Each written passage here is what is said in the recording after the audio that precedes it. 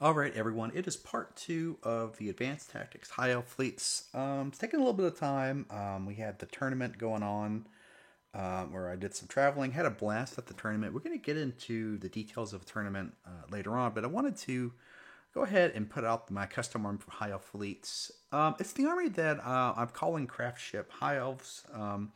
I've probably worked on the most. I've made a lot of tweaks to it. You actually can go in my channel and catch some past battle reports of the army list, but you'll see actually that every time I think I've did an army battle report with this army, I've always changed something. So let's get into it as well.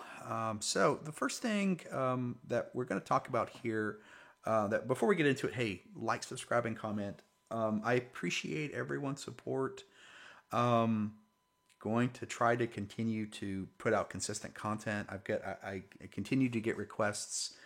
So if you like this content, hey, like, subscribe, and comment because it really helps the channel. It helps me grow. So especially if I can get those subscriptions up. So with that in mind, let's get into it. So we're going to go into the assumptions that I've covered in the past. We're competing against other official armies or other custom competitive lists. Generally, I would love everything to compete in a range of sort of that A tier.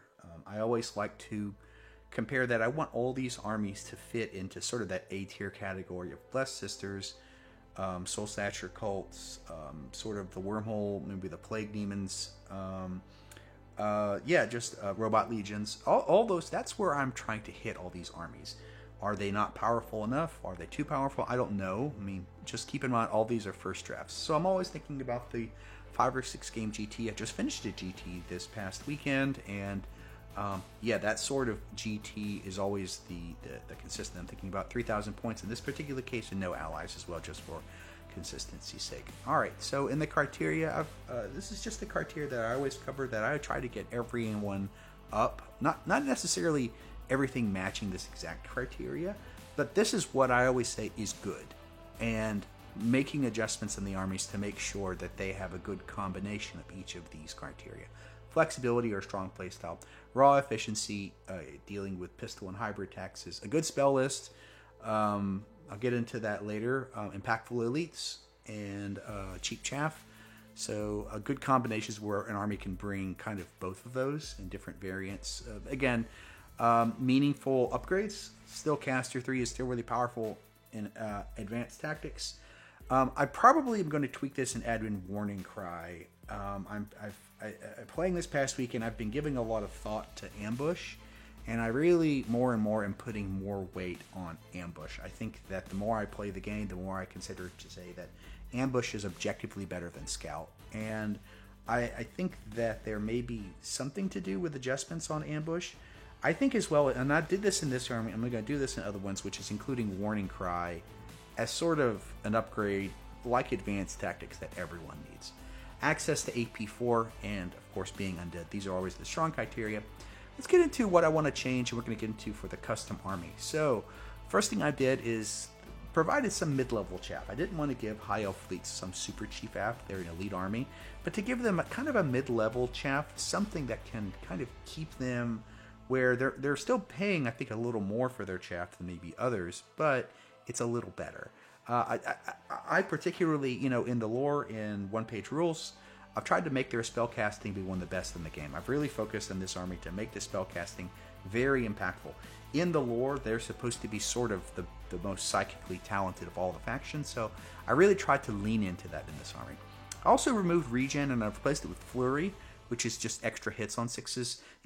I've gone into it several times before. Regen is a very wonky rule to have on all your weapons. The first iteration of this army, I made this months ago, back in last year, that I made, is when I realized just the problems having kind of Regen as standard on a lot of your lists. So I have changed that out to Flurry. I think it works better in the army for a lot of reasons. Solved some of the pistol and hybrid taxes on some of their hand-to-hand units. I also modified the weapons. So one of the things that I did in here is that, I've talked about it before, how the army is generally a faster army, and they also, with fast, had a lot of really long-ranged weapons that it doesn't complement each other. So what I tried to do, I did keep some of the long-range weapons, But a lot of these weapons I've actually, like the Star Cannon and a few others, the Laser Lance, I've actually dropped them down to 24 inches. I've really tried to keep a lot of the weapons, especially their longer range weapons, in that 18 to 24 inch range. I think that actually, one, it's better, more efficient, and two, I think it makes the army feel unique, where instead of sort of being this long-ranged army, it's sort of this mid-ranged army that can sort of dance around the opponent with fast. I like the playstyle. So we're going to go into the custom army, and then we're going to get into a competitive army list. All right, let's look at the craft ship High Elf. So one of the things that I've tried to add in with this army is to bring it closer in line with, I feel, maybe some of the lore is. I'm not going a one-to-one relationship, but I have tried to expand the High Elf fleets by adding in, I think, what I would call the major, to give them, one, some flexibility and a little more flavor in the army. So I'm calling these guys like the Black Bulwarks, which is sort of these guys that are more like, staunch defenders that rely on casters. We have the Ghostly Remnants, which are sort of relying on kind of these Wraith units, and they're defensive. The Outcast Wanderers, these are the stealthy guerrilla fighters, so they're reliant on like sniper and scouts. And then the Zealous Reclaimers, which are aggressive in close range. They're reliant on sort of these temple warriors, these elite, if you will call them aspect warriors. So I won't get into some of the special rules. A lot of them are pretty straightforward, and I'll go into that as I go into there. So with that in mind, let's start looking at the army. So the first thing is I've split up Temple Master and the Telepathic Visionary into 2-1. So one, I wanted to, as I've been doing with our armies, I want the heroes to be very distinct. I want them to be distinct in stats, and I want them to be distinct also in armaments. So the first thing is we have the Temple Master, which is a little more of kind of the elite person. The one thing, he's got some similar upgrades. I've given the dual mirror swords and the Star Charging Lance to allow this person to run as a jet bike. I've given him some upgrades. A few of the upgrades I'll go into. So one, you're going to see on a lot of the Shuriken Carbines, I've replaced the rending with Flurry, which is just an extra 6. You can go into my past videos about why it's very important to not have rending just stock on everything. Makes the army play wonky. I think the Flurry is just a better rule. It's more consistent when it rolls 6s. The more and more I play the game, the more and more I really think that rending should be reworked totally, but I'm not going to get into that in this particular army. For now, I'm just changing it up to Flurry. Another thing is that you're going to notice I have tweaked some of the weapons, one of which is, again, going back to previous philosophies. In Grimdark Future, one of the things that I've noticed with a lot of the weapons is that there's a lot of AP1 weapons and a lot of AP4 weapons. What I've tried to do in a lot of these armies is to sort of bridge that gap a little less. Take some of these AP4 weapons and maybe bring them down to AP3. That's what I did with the Web Spinner. I don't think that everything has to be AP4, so I think that the Web Spinner is a good example of something that can be an AP3. And then take some of their weapons that are AP1 and tried to bring them up to AP2. So that's something I did here. I didn't do this with the Swarm Missiles yet, but this is something I thought about doing. Remember, this is a rough draft of the army. One of the things I've considered doing is actually bringing up Swarm Missiles up to AP2, but for now I've just kept them at AP1. So just sort of keep that in mind.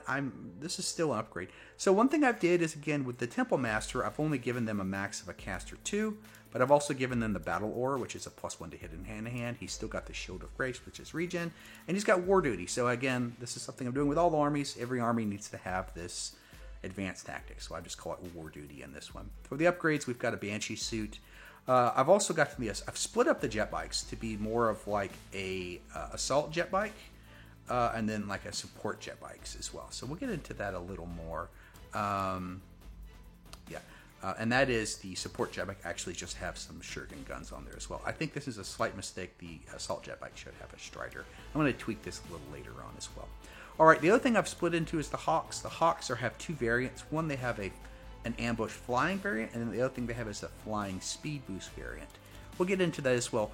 One of the things you're going to note, again, is that a lot of the units have different upgrades. I think that in the High Elf Fleet's list, while I like the idea of having specialization units, I think that those units should still have some upgrades. So I've tried to keep that.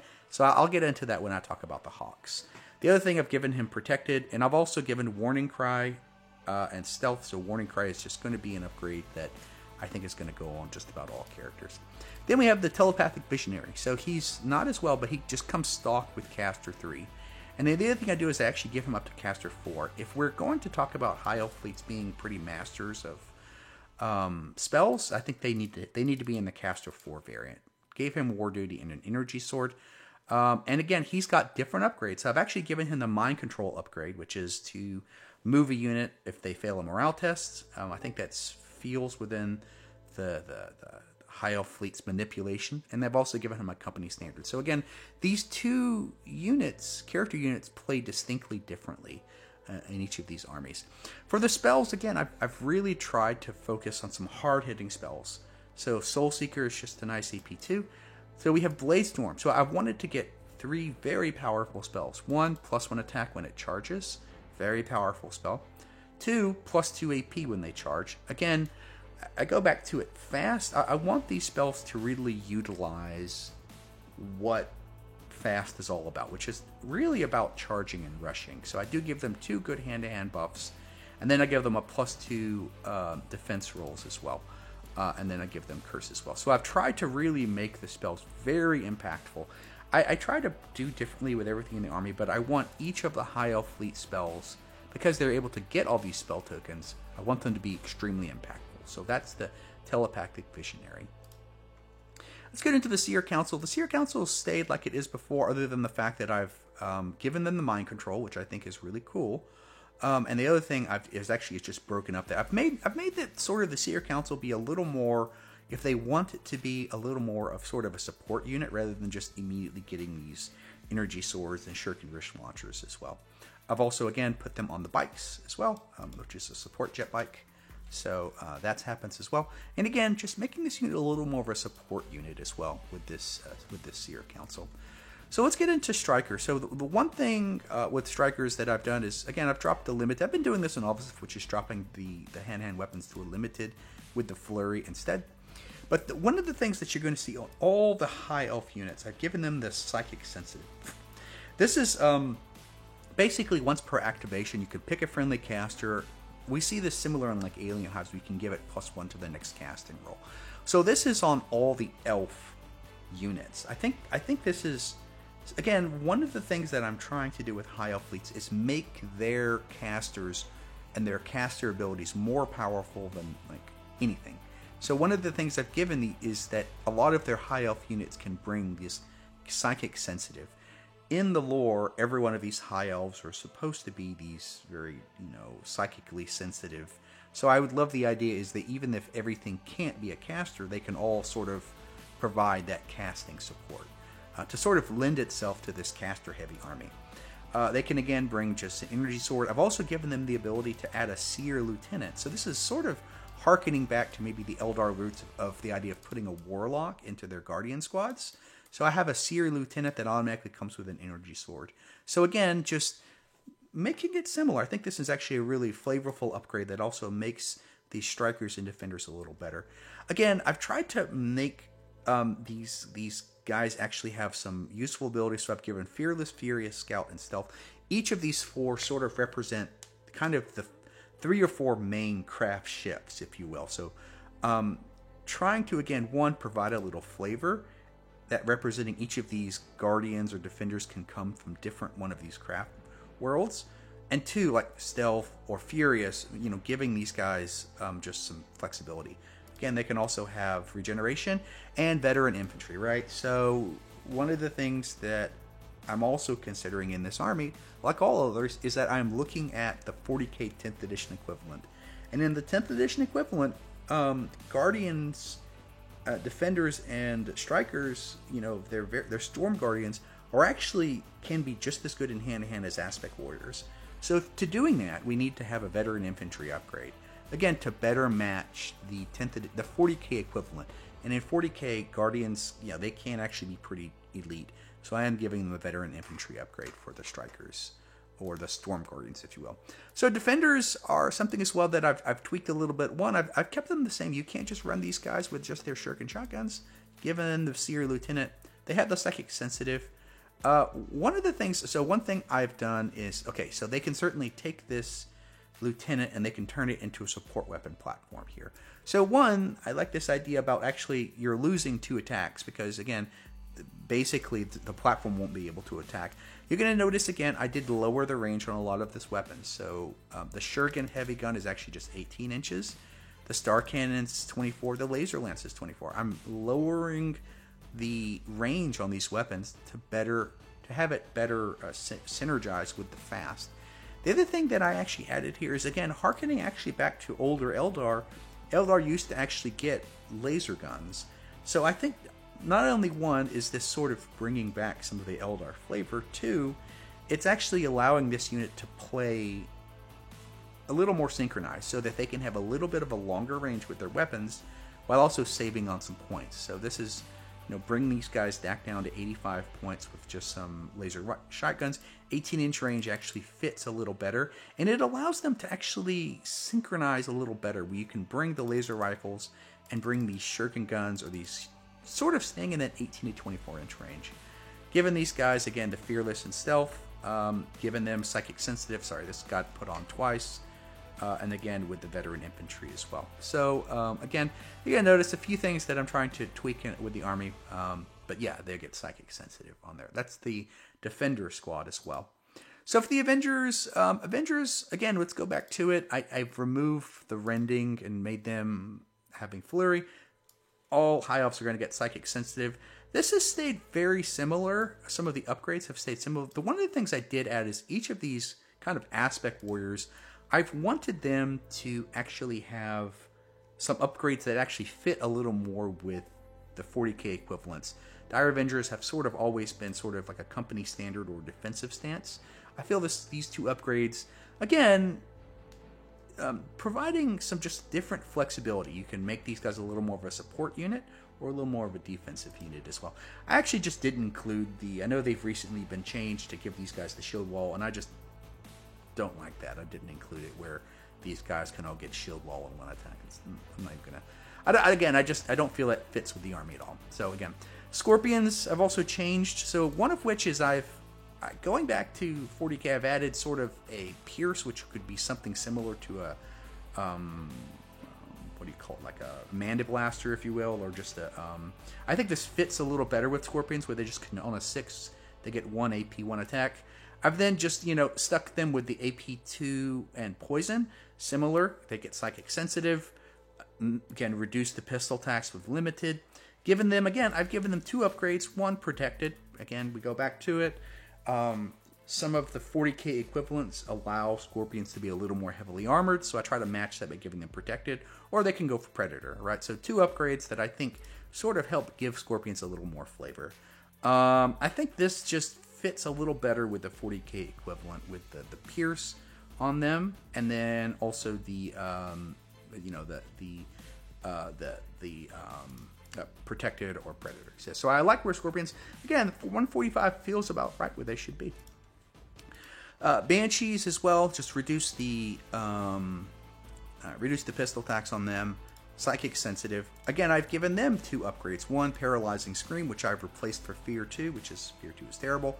So this is just giving them all, again, representing what they were in 40k, which is just, hey, they've got a Scream that gives them -1 in melee. So again, something really nice to have. And then Acrobatic as well. They can actually just move a little faster than everyone else. So 2 upgrades that I think fit well, and then just their I didn't change their weapons all that much. So that's Banshees. Hawks. So Hawks, the thing that I've really changed with Hawks is, one, this drop grenades is pretty bad, so I've tried to give them 2 upgrades that work. 1, stun grenades, which is just whenever they move over a unit, they can give it -1 to attacks in melee. That's actually a really useful thing. I think stun grenades is a really useful ability that can actually make Hawks have a very distinct play, especially with flying and fast. I actually like this idea of serving them as a little bit of a support unit. The big thing I did with Hawks is actually just switched out so they can, instead of running these Last Blasters, which they can run, they can actually just run these Hawk Shred Rifles, which is just the Shred. Again, I've removed a lot of the rending from the Army, so I did want to give some places where they can't have rending, one of which is these Hawks. We're going to have these Shred Rifles. Actually going to bring them down to around 120, and then they can get some upgrades. I didn't include ambush as well. I just allowed them to either, one, go for ambush to play for the short range style, or two, go for speed boost that can actually sort of maximize these either stun grenades or these assault grenades, which is just, again, just once per turn. They can just drop something on a unit, do a little damage. So I think Hawks were in a really bad spot, and I feel I've really done a lot just to bring Hawks to be something playable. I really like the direction that Hawks are going, especially with those shotguns. You can still run them with the Last Blasters to keep away from the enemy. I think the shotguns, along with the stun grenades or assault grenades, you can now really do a lot with this unit. So yeah, I hope that really helps. Spiders, I didn't change too much, other than just giving them either a shield drone, which is stealth, or a protector, where they can sort of dance in cover. So those are the two. Again, I've lowered the AP on web spinners. One, to save a little points, but two, I just don't like everything having AP4. And I think that web spinners, there's an opportunity just to sort of bring web spinners down to AP3. And then just either give them, a couple of upgrades as well. Let them either play a little more protected or also sort of play on the stealth game as well. So spiders just have a few more upgrades. Dragons as well. Dragons, by the way, some people were saying that it's the same difference, that if you actually lose 10 points. I know that some people in my last video were like, hey, it's actually the same thing if you switch the Fusion Pike and then upgrade a Flamer. But actually, it's actually 10 more points. So by doing it this way, by starting them out with Fusion Rifles and then giving them the Fusion Pike, it's 150 points, which if you do it the other way, it's 160 points. So it's 10 points. And that's something that, because they built it that way in the Army Builder, that's the reason, by the way, that I complained about that in my previous video. You're actually paying 10 more points if you bring the Fusion Pike than you are if you just start them out with Fusion Rifles. So it's a minor thing, but that's 10 points. And again, I think they need to address it and fix it so that we aren't taxed an extra 10 points as well, because... so I'll go into that as well. Anyway, but the big thing, I've given them protected. Fire Dragons have traditionally been a little heavier armor. Given them Magnum with the shooting as well. Tried to give these upgrades something very, very real. So again, I thought the Dragons tweaked them a little bit, brought their points where they should be, fixed that problem where they shouldn't start out base with Flamers if you're going to give them a Fusion Pike upgrade. So let's fix that. All right, Rangers. I've generally kept Rangers the same, other than giving them Psychic Sensitive. I would have loved to have changed them, but maybe dropping them down to the 30 inches. But at the end of the day, I felt that these guys are so squishy that they probably just do need to have a 30-inch range. So, yeah, Rangers have sort of stuck where they are, even though they're not as efficient as I'd like them to be. I've added in Spectres, so Spectres are something of a new thing that it's coming out. So they've got their Prism Rifles, which is sort of like the Spiders, but they're on the blast side. Giving them Ambush as well, like the Spiders, but they can also so they have Stealth, and the big thing they have is Quick Shot, where they can actually rush and fire things, so they can do flying. So sort of similar to the Spiders, but just sort of a blast variant that also have some different upgrades. So I've added in these Spectres as well. Reapers are pretty similar to what they were. The big thing I've added is an upgrade called Reap on them. I think that's Reapers, Reap. So I've also, again, removed the fast on them. And I think that's probably fine, considering they're carrying heavy weapons. They probably shouldn't be fast. I think that also just, again, makes them more efficient, not having fast and relentless on them. So that's Reapers. Lances I've changed a lot. So I don't have the... So again, I'm going back to 40k Eldar. I'm going back to the fact that in their 40k Eldar list, they have sort of these Shining Spears, and then they have what we consider to be Guardian jet bikes. So with the Lances, which I'd be considering a Shining Spear variant, I've actually, again, made them very similar to what they do in 40k, which is to have this Laser Lance 1. You can actually just charge something in a hand-to-hand, but you also can get a little small shot as well. So actually, these guys have a little 9-inch one-shot deadly limited on their shots, as well as just being able to charge. I think it feels really well. If they ever bring back Assault, this unit is going to be great for assaulting. Giving them the Star Lance upgrade. I've also allowed them to have some, if they want to bring some Shogun launchers, they can as well. Giving them an Impact 1, just to help out a little bit. Giving them Protected and Stealth. The Lances, I feel, are actually in a really good spot. And again, I've made them where that they don't have that spear. It's just they've got their lances. That feels a lot more like 10th edition Eldar. Feels like the unit that it should be. And I also feel it's a lot more useful. You know, just I like having the limited. I did this similar to Custodian Brothers, just giving these jet bikes sort of this one shot, and then they just sort of go in and fighting. So I like the lances a lot. So the jet bikes, again, they have that quality 4 base, but they represent the sort of the Guardian versions of the jet bikes here. Again, they can get veteran infantry to match them up. Psychic sensitive is fine. And then, the big thing that they're doing is, again, very similar to what they were doing already. I did modify some of their weapons, but yeah, I mean, the jet bikes are sort of doing what they are doing already, other than just making some modifications to the quality and some of their upgrades. All right, so the other thing I added was the Shadowcats. So the Shadowcats, they needed something. So Eldar needed something on Chaff, and I felt that Shadowcats were a good thing. That they have an extra warning cry on there, and I think that going forward, and probably my past armies, every one of these armies need to have a couple of units that have access to warning cry. I think that Shadowcats fit that very well. Stealth Strider and Tough. Not very good in hand-to-hand. But they're also 70 points, so they're not particularly cheap. They're just sort of, I would consider to be a semi-chaff. You're not paying 30 and 40 points, 50 points like some of the really cheap chaff does. But, it's in that range. So I do like Shadowcats. If they get a Scout and their Warning Cry upgrade, I think it fills a lot of the slots without, but still giving them some flavor as well. And again, the Shadowcats can be really shadow anything, or pets, We see something similar happen with the Dark Elves. That's the reason I brought in the Swarm. Dark Elves have something similar with their swarms, which is like Ravens. So yeah, this is a unit that I've added that I think does fit pretty well in the army. So the Wraithsuit Guard, I didn't split it up into 2. I could as well. It's not a big deal. The armament's pretty much the same, other than I give them a Castu Lieutenant. One thing I did change is for the hand-to-hand options, I felt that the Energy Sword AP1 rending was too close to the 2 Energy Swords. So I actually just gave these guys some Mirror Swords, 4 attacks with no AP1. It's making them a little cheaper. And again, I felt that there was really no reason to ever bring the 4 attack AP1 when the shield wall with 1 less attack is just better. So I think actually just removing the AP and making these guys Mirror Swords, the lowering in points actually makes these guys relevant, makes this option relevant. So that's why I did that. Everything else, this is just actually the same, very similar upgrades to the current list. Alright, so let's get into what I did a lot with the vehicles. I felt that Eldar vehicles were pretty weak, and I really wanted to push this on vehicles. One, I wanted Eldar vehicles to be fast, but I wanted them to be pretty squishy. So the jet bike now is actually just Def 4. You can run this guy fast, but I actually like this. This jet bike can really get easily shot, but you have to play him right. So again, I've allowed this guy to have a heavy Shurgan gun.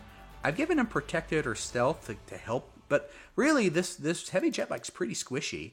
I've made it so that you really can bring both you can upgrade both and give both upgrading to this light shred cannon to keep it within 18-inch range. You're going to notice, again, a lot of the weapons, I've tried to lower the range on there. I feel that's pretty nice. It makes this heavy jet bike, since it's shorter ranged, it's much easier to get shot and killed. It's only Def 4. And I like this. I've played it before in this lowered armor, and I really like it. I like the Eldar vehicles being lightly armored and being shorter ranged, and that you really have to play well with them, keep them in terrain, to basically keep them alive, because they are pretty squishy. So again, the heavy jet bike, I really like the change on it. Let's go to the Combat Walker. Again, lower the def on it as well. The War Walker, again, Eldar Walkers are generally going to be pretty squishy. The weapons I've already talked about. I wanted to add in something unique for some upgrades. 1, I've given him War Duty as well. And 2, I've given him a Protective Aura. I wanted the Combat Walker. I've always felt the Combat Walker was in sort of an odd spot between the jet bikes and the Wraith. So I actually tried to make this Combat Walker a little bit more of a support utility, right? Where they're squishy, You can dance around, but he also can do that war duty or protective war. And I've played this in the past, and these combat walkers, these war walkers now feel really well. I like it just being able to give these guys a little bit of support as well. Anti-grav APC. So I've talked about it before. Vehicles in Grimdark Future are pretty weak. I've really tried to do a lot to make their vehicles better. So the first thing I've done is, again, lower the def. The other thing I've done is actually started out at a base 6 transport and allowed them to just upgrade up to effectively an 11. So that's the first thing, is that a lot of their anti-grav APCs, if they wanted to run more things like dragons or something, or elite units, they could actually just start off with a base 6. And a 135 is pretty good. He can get a speed boost and stealth, and you can also arm him up with some weapons, but I do like this APC a little better. It's just 135 is feeling a little better with the APC is, while still being, a little more squishier. You do have to really play particularly careful with this APC. Then the Grav Tank. Grav Tank I've changed a lot as well. Again, 3. The other thing I've done here is I've actually, with these Grav Tanks carrying a lot of heavier weapons, I've actually removed the fast on them, which I think feels very well as more of a support Grav Tank. I've actually changed some of the armaments I've went into, and I've changed it so that you can get a little more shooting power out of this Grav Tank here. I won't go into the specifics other than saying that, again, these Grav Tanks should hit pretty well for what they need to do. And again, some of these Grav Tanks can actually go pretty close range with these 18-inch and 24-inch weapons, sort of, again, playing to that strength of the Eldar, that they want to get. They don't want to get too close. They want to stay in that mid-range. So I think the Grav Tank could be a place now. I think it's playable, this Grav Tank. Let's get into the vehicles. The Wraithwalker. The Wraithwalker, I've tweaked it again, gave it a little more hand-to-hand attacks, given it the Caster 2 upgrade, removed Fear Base. I've been doing it with all monsters, honestly. I've also removed the 2 hand weapons, the 2 mounted Shuriken rifles, and I've made it so that those are just optional upgrades now. So again, this thing at 365 just feels a little more efficient. All right, the Avatar of War is the big change that I made. 1, I've made his Gaze of Doom to be an optional upgrade. 2, I've just made him better in hand-to-hand. So 18 inches and 6, this is just, he's a hand-to-hand monster. He's 825, so you'd have to run him in bigger games. Also gave him some upgrades, right? He can go for the Furious and Aura Fury, War Duty Battle Aura, or Fiery Protection. And I like this Avatar of War. This is similar to 40k, where this Avatar isn't just a hand-to-hand monster. He's actually a support as well, provides things like that. I really like this. I like this idea of making the Avatar, yes, he's a hand-to-hand monster, but he's also a good support if you want to as well. So, and again, 825 is still pretty good as well. I like the Avatar as well. All right, let's get into the Wraith Titan. Wraith Titan, I've kept as well, where just get Caster 3 and Fear 4 as a base. I've tweaked some of the weapons so that they are shorter ranged, and I've added in some of them like the heavy Wraith Cannon I did as well for the Wraithwalker. The Wraith Titan has stayed similar, other than being, just like I said, just where it needs to be. Support Artillery, the big thing I did with the Support Artillery is lowered the def to def 4.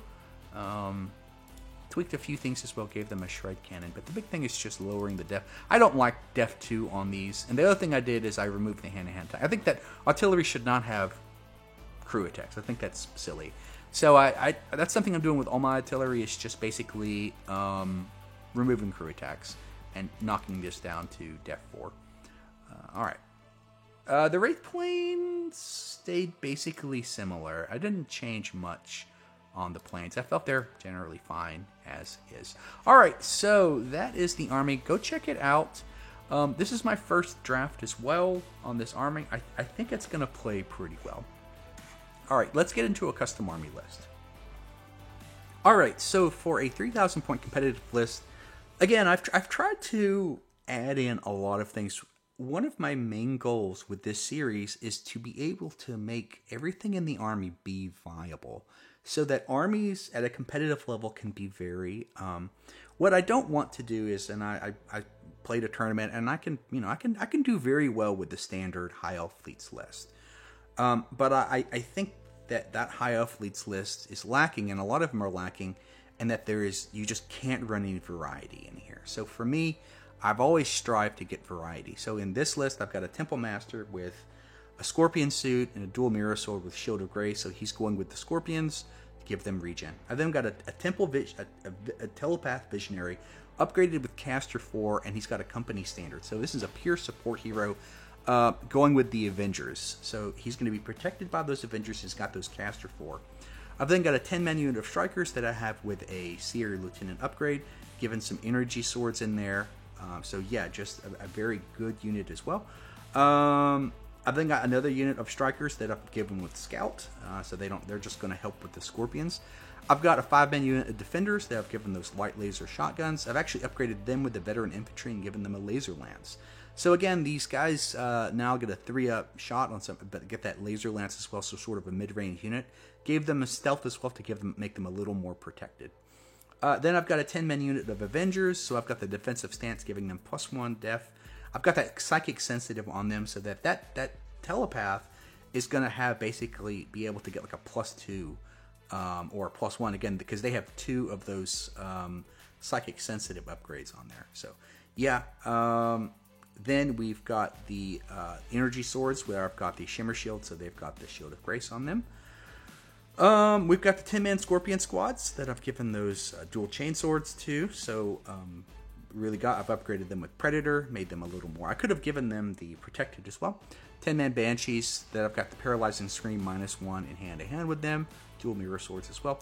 5-man Spiders, a 6-man, and this 6-man Dragon Squad works very well with just 6 fusion weapons, and I've given these guys a 6-man unit of Lances as well. So just a protected, very fast. I've got the Laser Lances and then the Star Lances as well. And then finishing out the 3,000 point army, I've got 2 units of 3-man units of Shadowcats that I've given the Warning Cry to. So I really like Shadowcats this edition to do the Warning Cry on them. So also some chaff, but also serving as some anti-ambush protection. And then I've got a heavy jet bike that I'm running with twin shred cannons. 195 is really good for it. Again, it's squishy. I don't have any defensive upgrades on it, but it's got sort of that 18-inch range as well. So yeah, I think that this is a really solid little army here. And again, I love the variety that you can start running. That's my goal. Is I not only want to make these armies good, I want to make variety in these armies. All right, everyone, thanks for watching. Would love to get feedback as well. Remember, all these lists I'm talking about are just sort of, I consider to be beta lists. So love to get feedback on them. Like, subscribe, and comment. And if you're in Austin, join the Austin Alternative Gaming Freaks. Thank you all.